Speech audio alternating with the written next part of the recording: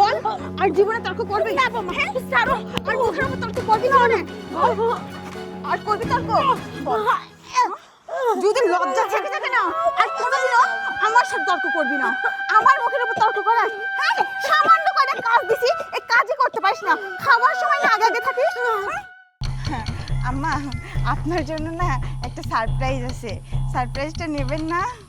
বোমা বাবা ধরো।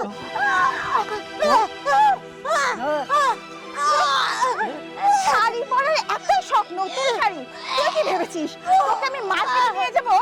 এইটাই তোর মার্কেট, সারা জীবনের জন্য এখানে তোকে রেখে যাবো।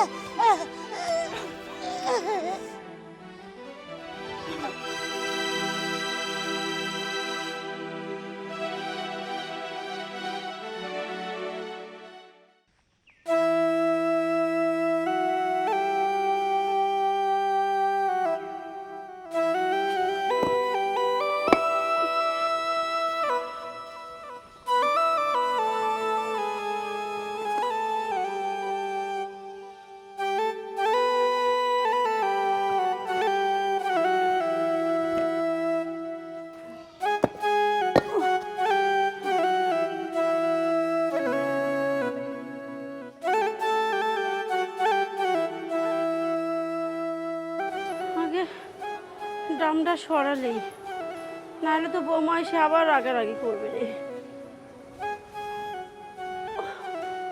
এই এত ভার কেমনি করে সরাবো?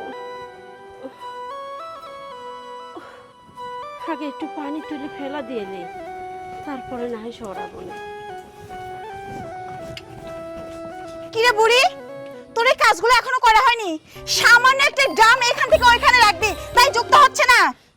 বোমা এসব কি ভাষায় কথাবার্তা কো? যোগটা হবে না কিসের জন্য? দেখো এই ডামটা যে ওই দিক সরাবো, এনে কতগুলো ইট চাল দেওয়া রয়েছে, ইট করে তো আগে সরানি লাগবে, তারপর তো সরাবো। কাজে কামে তো মুড়ো ধরছে না, তারপর মুখে মুখে তর্ক করতেছিস। এই তুই আমাকে কাজ শেখাস? হ্যাঁ, দুনিয়া জুড়ে আর মানুষ কাজ করে না, যত কাজ তুই একাই করিস। বোমা তোমার কাজ শেখাবো কে? তুমি তো সব জন্মের দিন শিখেই আইসাও, আর এখন আমি তোমার দিন কাজ শিখে শিখে কাজ করতেছি। এই বুড়ি, তোর এত বড় সাহস, হ্যাঁ? তুই আমার মুখের উপর তর্ক করতেছিস, আজকে তর্ক করে জ্বালা তোকে দেব। এই বল আর জীবনে তর্ক করবি না বাবা? হ্যাঁ ছাড়ো, আর মুখের উপর তর্ক করবি না মানে? বল আর করবি তর্ক? বল যদি লজ্জা থেকে থাকে না আর কোনোদিনও আমার সাথে তর্ক করবি না। আমার মুখের উপর তর্ক করাস? হ্যাঁ সামান্য কয়টা কাজ দিছি, এই কাজই করতে পারিস না, খাওয়ার সময় না আগে আগে থাকিস। তোমার পায়ে ধরে বোমা, আর মারো না বাবা। শরীরে বল শক্তি পুষে পুষে রাখতেছিস, তুই এই কাজ করতেছিস কে? এ তো মরে যাবি তো। বাবা ছাড়ো, এই, ওকে আমি মেরেই ফেলবো। আরে মানুষকে এইভাবে কোনদিন মারে? মারা যাবি তো। বাবা আমি চাই ওই বুড়িটা যেন মারা যায়, ওকে আর বসে বসে আমার আর খাওয়াতে ইচ্ছা করে না। মারে তোর হাজার তো শাশুড়ি, তোর কি একটু মায়া দেয়া নাই? হ্যাঁ বাবা তুমি বুড়িটার হয়ে কথা বলছো? ও আমার শাশুড়ি তো কি হয়েছে জানো? একটা কাজ কাম ভালোভাবে করে না, দেখছো না শরীরের কি অবস্থা? খাবে দাবে আর শরীর নিয়ে ঘুরে বেড়াবে, একটা কাজও করে না। যাই হোক, যা হবার হয়েছে, আর আর মারিস না, চল। আজকে শুধুমাত্র আমার বাবার জন্য তুই বেঁচে গেলি, বাবা না থাকলে তোকে একবার মেরে ফেলে দিতাম। আরে মারা লাগবে না, চল। বাবা আমাকে ছেড়ে দাও তো। চল। আজকে যদি বিয়াইটা না থাকতো, আমার বোমা মনে আমাকে মারিয়ে ফেলাইতো। আচ্ছা বাবা এত ভালো, মেয়েটা এরকম খানে ধরছেন কিসের জন্য? না আবার কোন দিক দিয়ে এসে মারা শুরু করবি না। বাবা তুমি এইভাবে আমাকে টেনে আনছো কেন? আরে এভাবে আনবো না, যে তুই যেভাবে মারতে লাগছিল, যদি এত মারতিস তাহলে তো মারা যেত। বাবা আমি তো চাই যে ওই বুড়িটা মারা যাক, আর ওই বুড়িটা মরে গেলে আমার পথের কাটা একদম ক্লিয়ার। শোন, এইভাবে মারলে যদি মারা যায় তাহলে কিন্তু আমাদের জেল কিংবা ফাঁসি হয়ে যাবে কিন্তু। ঠিকই তো বলছো বাবা, আমি তো এটা ভেবে দেখিনি। তাহলে কি করব বলো তো? শোন। আমার মাথায় তো আর কোনো বুদ্ধিই আসে না। শোন, আমরা এমন ভাবে মারবো, সাপও মরবে, লাঠিও ভাঙবে না। কিন্তু বাবা কিভাবে কি করব, আমার মাথায় তো কিছুই কাজ করে না। শোন, আমি একটা বুদ্ধি দিচ্ছি তোকে।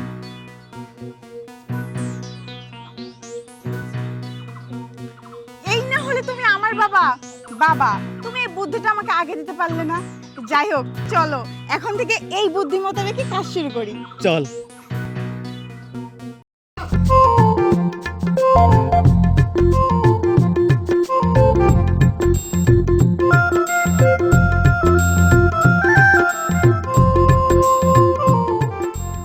মারে শোন, তোর শাশুড়ির সাথে তুই যে ব্যবহারটা করেছিস মোটেও ঠিক করিস নি।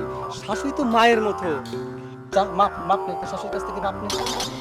আম্মা, বাবা কিন্তু ঠিকই বলছে। হ্যাঁ, আসলে আমি বুঝতে পারি না যে আপনি তো আমার মায়ের মতো, আর আমার তো মা নাই।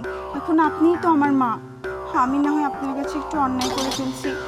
আম্মা, সন্তান যদি মায়ের কাছে ভুল করে, বাবা মাকে তাকে ক্ষমা করে দেয় না। মনে করেন আম্মা, আমি না বুঝে একটু অন্যায় করছি আপনার কাছে, আপনি কি আমাকে মাফ করবেন না? এইসব কইছো কিসের জন্যে? ওই যে কইলে না তুমি আমার সন্তানের মতো, তুমি তো আমার আরেকটা সন্তানই, তাই বলে কি মাপ চাবে নাকি? আমি তো ওইসব কিছু মনে করিনি, তুমি ছোট মানুষ না। আম্মা, আমি একটা কথা বলতে চাচ্ছি। আপনি অনেক দিন ধরে এই একই শাড়ি পরেন। আসলে আমারই তো ভুল, আমি তো আপনাকে ভালো পোশাক আশাক দেই না। তবে আম্মা, আজকেই আমি আপনাকে মার্কেটে নিয়ে যাব। মার্কেটে নিয়ে গিয়ে অনেকগুলো শাড়ি কিনে দেব। আমার মা আমার সামনে এত নোংরা কাপড় পরে থাকবে আর আমি সেটা সহ্য করব? কখনোই না। না না বৌমা, ওইসবের কি দরকার আছে? আমি এখন মুরব্বী হয়ে গেছি, এক পা কবরে চলে গেছে, এখন আর ওই চাকচিক্য শাড়ি পরবির মন চায় না। নরম শাড়িতে আমার খুব আরাম লাগে। থাক বৌমা এসব। চুপ করেন তো আম্মা, এটা কখনো হয় নাকি? আমি পরবো ভালো শাড়ি, আমার শাশুড়ি নোংরা শাড়ি পরবে, এটা তো আমি মানতে পারবো না। আমার তো কষ্ট হবে। বেশি কথা বলবেন না কিন্তু, আমি যেটা বলবো সেটাই শুনবেন। চলুন, এক্ষুনি আপনি সুন্দর করে রেডি হয়ে যাবেন, আপনাকে নিয়ে আমি মার্কেটে যাব। বাবা, তুমিও কিন্তু যাবে আমাদের সঙ্গে। হ্যাঁ, আমিও যাব। বিয়েন শোনেন, আপনি কিন্তু ঠিকই বলছেন। চলেন আমাদের সঙ্গে চলেন। চলুন আম্মা। আচ্ছা ঠিক আছে।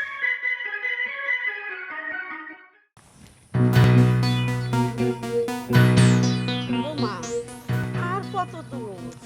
এই তো আম্মা, আর অল্প একটু গেলেই তো পাকা রাস্তা, আর ওইখানে গেলেই গাড়ি তুলবো আমরা। আম্মা, জায়গাটা অনেক নিরিবিলি, তাই না? ও বৌমা, একবারে নিরিবিলি, ফাইন বাতাসও লাগতেছে। ঠিকই বলছেন, এরকম জায়গায় আসলে কিন্তু মন ভালো হয়ে যায়। হ, ঠিকই কইছ, চলো যাই। হ্যাঁ, যাবো তো। আম্মা জানেন, এখানে আসার পরে না আমার না খুব ভালো লাগতেছে। আমি মনে করতেছি কি যে এই জায়গাটাই পারফেক্ট। ঠিক বলছিস রে মা তুই। বাবা, অযথা সময় নষ্ট করে কোনো লাভ আছে? হ্যাঁ কোনোই না। আম্মা, আপনার জন্য না একটা সারপ্রাইজ আছে। সারপ্রাইজটা নেবেন না? বৌমা, বাবা ধরো।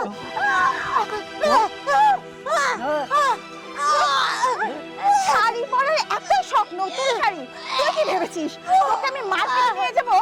এইটাই তোর মার্কেট, সারা জীবনের জন্য এখানে তোকে রেখে যাবো।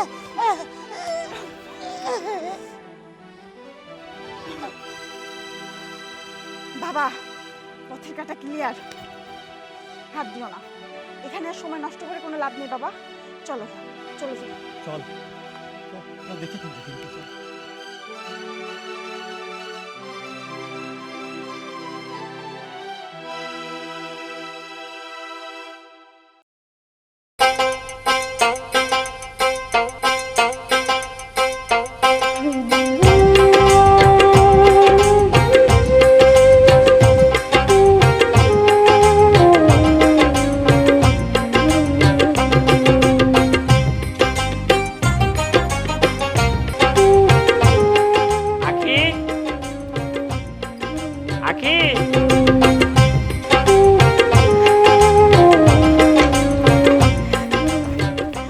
আরে সোহেল, তুমি কেমন আছো? আমি ভালো আছি, তুমি কেমন আছো? আমি তো ভালো আছি, কিন্তু তুমি হঠাৎ করে। আরে সারপ্রাইজ দিলাম। খুব ভালো হয়েছে, তবে বললে আর একটু ভালো হতো, আমি তোমাকে রিসিভ করতে পারতাম। আরে বললে কি আর সারপ্রাইজ থাকে? যাই হোক, মাকে দেখতে পাচ্ছি না, মাকে ডাকো। মা কোথায়? তোমাকে আর কি বলবো লজ্জার কথা। তোমার মায়ের সম্পর্কে আমি এগুলো বললে তুমি বিশ্বাস করবা? আরে ভূমিকা না করে বলো মা কোথায়? তোমার মায়ের কথা আর কি বলবো, তোমার মা এই বয়সে এসেও ছি, আমি এগুলো বলতেই পারতেছি না, কিন্তু তোমাকে তো বলতে হবে। তোমার মা না এক মুরব্বী লোকের সাথে পরকিয়া করে আর তার হাত ধরে চলে যায়। বিশ্বাস করো সোহেল, আমি তোমার মাকে অনেক বোঝানোর চেষ্টা করছি, কিন্তু সে আমার কথা শোনেনি। তুমি যে গত মাসে টাকাটা পাঠাইছিল না, সেই টাকা নিয়েছে, আমার অনেকগুলো গহনাও নিয়ে গেছে। আমি আটকাতে পারি নাই আম্মাকে। তুমি এগুলো কি বলছো? সেই ছোটবেলা আমার বাবা মারা গেছে, আমার মা যদি অন্য কোনো ছেলের সঙ্গে চলে যাইতো তাহলে ইয়াংকালে যাইতো, এখন সে বৃদ্ধ হয়ে গেছে। আর তুমি কি বলছো আমার মা অন্য একটা লোকের সঙ্গে পরকিয়া করে চলে গেছে? না, আমি এটা বিশ্বাস করি না। আমি জানতাম সোহেল তুমি এই কথা বিশ্বাস করবে না। তুমি যদি আমার মুখের কথা না বিশ্বাস করো, তুমি আমার বাবাকে জিগাও। আমার বাবা তো বৃদ্ধ মানুষ, আর মিথ্যা কথা বলবে না। হ্যাঁ বাবা, তোমার মা হাবভাব ভালো ছিল না, ওই মাঝে মধ্যে দেখে কি বাসার থেকে বের হয়ে যেত, আর বয়স্ক লোকের সঙ্গে উনি উঠা বসা করতো। তুমি জানো মা ওই লোককে এর আগে বাড়িতেও নিয়ে আসছে। আখি আর বলো না, আমি আর নিতে পারছি না, চলো ভিতরে চলো। চলো।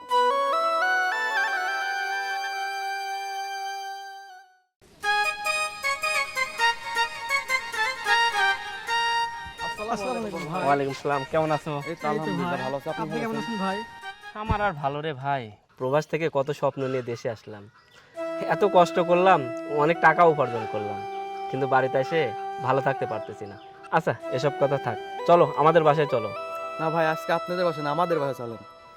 না রে ভাই, আমার মন মেজাজ এমনি ভালো নেই, আসার পরে তো বাড়ি থেকে বেরই হয় না, আজকে একটু বাজার পার দরকার, তাই বাজারের উদ্দেশ্যে বের হয়েছি, অন্য একদিন যাব। না ভাই, আজকে যাইতে হয়, আম্মু পাঠাইছে আপনাকে নিয়ে যাইতে বলছে, কি জানি বলবে। আচ্ছা এত করে যেহেতু বলতেছো চলো যাই।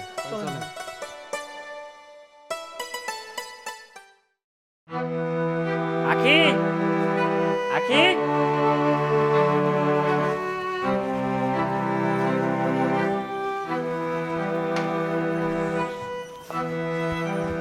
কি ব্যাপার, তুমি বাড়ির ভেতরে না গিয়ে সামনে থেকে ডাকছো কেন? দরকার আছে তাই ডাকছি। আচ্ছা সত্য করে একটা কথা বলো তো, আমার মা কি সত্যি অন্য কোনো লোকের সঙ্গে চলে গেছে? আচ্ছা সোহেল, তুমি কি আমাকে কোনো কারণে অবিশ্বাস করছো? আমি অবিশ্বাস করার কথা বলছি না, আমি যেটা প্রশ্ন করছি সেটার উত্তর দাও।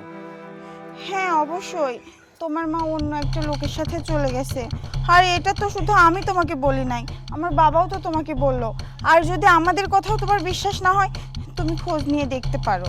হ্যাঁ আমি খোঁজ নিতে অবশ্যই দেখছি, কেউ বলতে পারে না আমার মা কার সঙ্গে গেছে, কোন ছেলের সঙ্গে গেছে, কোন লোকের সঙ্গে গেছে। শুধু তুমি আর তোমার বাবা বলছো আমার মা অন্য একটা লোকের সঙ্গে চলে গেছে। শোনো, আমরা এলাকার কাউকে জানাই নাই, কারণ তোমার তো একটা মান সম্মান আছে, বলো তোমার মান সম্মান এইভাবে ধুলোয় মিশে যাবে, এটা তো আমি চাই না, সেজন্য আমরা কাউকে বলি নাই। আর পাড়ার লোক কিভাবে জানবে বলো? ওই লোকটা না বাহিরের, আমার সাথে কিভাবে যে সম্পর্ক হয়েছিল সেটা আমি জানি না। আচ্ছা বাইরে হোক সেটা আমি মেনে নিলাম, কিন্তু তুমি বলছো এই বাড়িতে সে আসছে, আমি সেই লোকের পরিচয় চাই। আরে বাবা, তুমি আমাদের বিশ্বাস করতেছো না কে? আমরা কি মিথ্যা বলতে পারি কও? আপনাদের কথা আমার বিশ্বাস হচ্ছে না।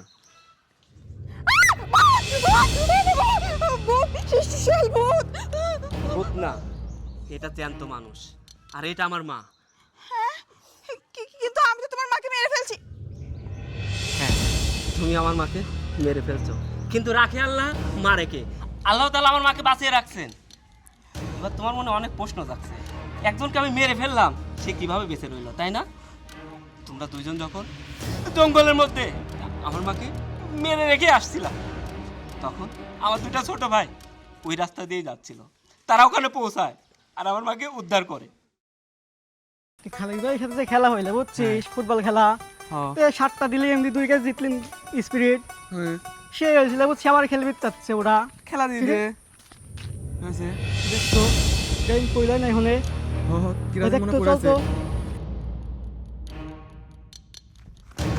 এটা তো সোহেল ভাইয়ের মা, বেঁচে আছে নাকি? তো বেঁচে আছে, চল হাঁট চল চল। তোর জন্য আমি কি করি না বল, তোর জন্য আমি কি করি নাই?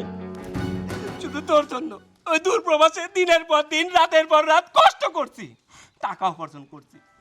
তুই আগের দিনের কথা ভুলে গেছিস? তুই কি ছিলি? তোর বাবা একটা রিক্সা চালক ছিল, ঠিক মতো খাবার খাইতে পারতি না। আমি প্রবাসে গিয়ে এত কষ্ট করে টাকা উপার্জন করছি, আমার টাকা দিয়ে তোর বাবার ভালো পোশাক কেনা হয়, তোর বাবার ভালো খাবার হয়, কিন্তু আমার মার জন্য এক মুঠো খাবার জোটে না। কিন্তু কেন? আমি এত কষ্ট করছি, এত কষ্ট করছি। তুই জানিস আমি তখন সারাদিন পরিশ্রম করতাম, নিজের রান্না করে খাইতাম, খাওয়ার আগে আমার মার ছবিটা আমার সামনে ভেসে উঠতো, আমার মার কথাটা মনে পড়তো।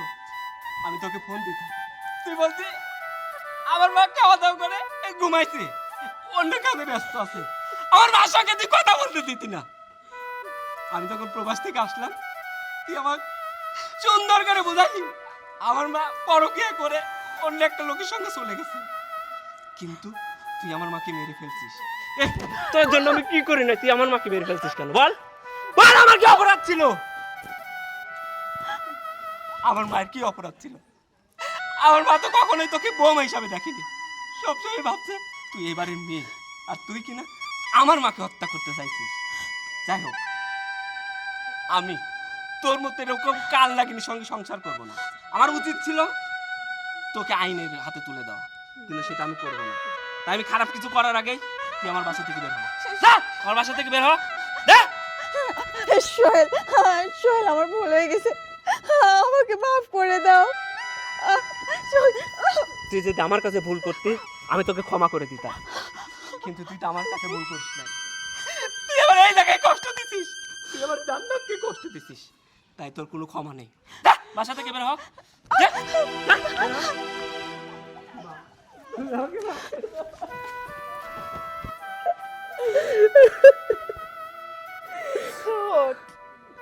তুই কি আমার কাছে মাপ চাচ্ছিস?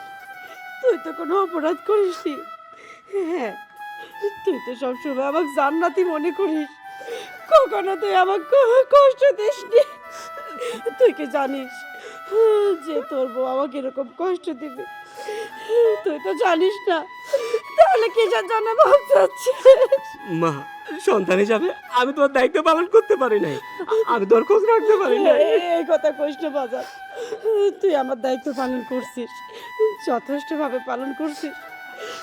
আসলে আমার কপালটাই খারাপ, কপাল যদি না খারাপ হবে আমার বৌমা তো আমার সাথে এমন করতে পারতো না। বাবারে, ওইসব ভুলে যা, ওইসব ভুলে যা, চল বাড়ির ভিতর চল। চলো মা।